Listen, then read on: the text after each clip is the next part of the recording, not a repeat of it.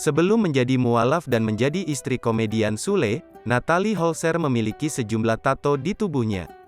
Namun setelah menjadi mualaf dan menjadi istri Sule, Natalie Holzer mencoba menghapusnya satu demi satu. Kini, sisa tato di tubuh ibu sambung Putri Delina dan Rizky Febian itu terekam.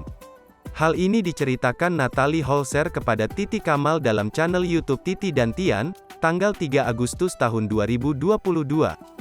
Natalie dulu kan sempat ada tatonya, dan kamu memutuskan dihapus, tanya Titi Kamal. Jadi bukan aku yang memutuskan untuk menghapus, jawab Natalie Holzer. Menurut Natalie Holzer sebelum menikah dengan Sule dirinya memang seorang YouTuber. Jadi dulu kita main caleng-caleng gitu, kata Natalie Holzer. Saat itu Sule meminta jika siapa yang kalah maka harus menghapus tato. Yang kalah hapus tato katanya gitu, ujar Natalie Holzer.